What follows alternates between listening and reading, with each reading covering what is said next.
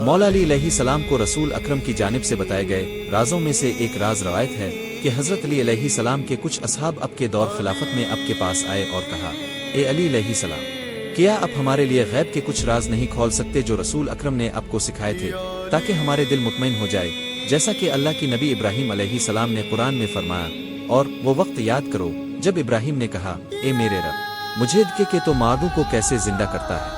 اللہ نے فرمایا، کیا تم ایمان نہیں رکھتے؟ انہوں نے کہا، کیوں نہیں، لیکن یہ درخواست اس لیے ہے تاکہ میرا دل مطمئن ہو جائے۔ سورہ البقرہ آیت 207۔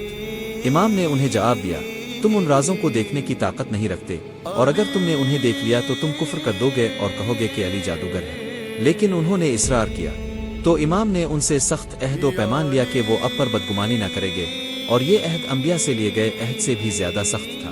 پھر امام اپنے ساتھ 70 آدمیوں کو لے کر، جو اپنے آپ کو اب کے خالص شیعہ سمجھتے تھے، کوفہ کی مسجد کے میدان میں تشریف لے گئے۔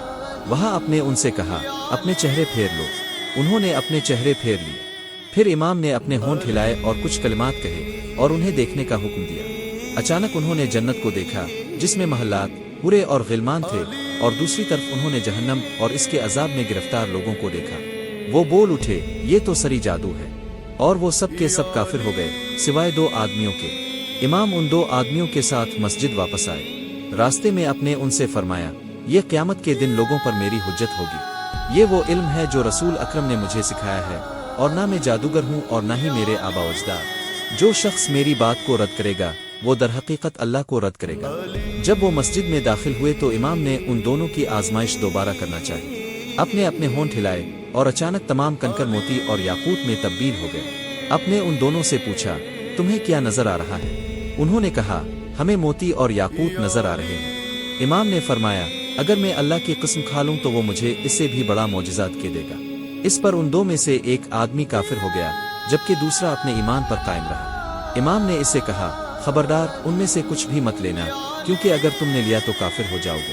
لیکن وہ اپنے آپ کو روک نہ سکا اور ایک موتی لے کر اپنی آستین میں رکھ لیا۔ اگلے دن جب اس نے موتی کو دیکھا تو وہ انتہائی شفاف تھا، جیسا اس نے پہلے کبھی نہیں دیکھا تھا۔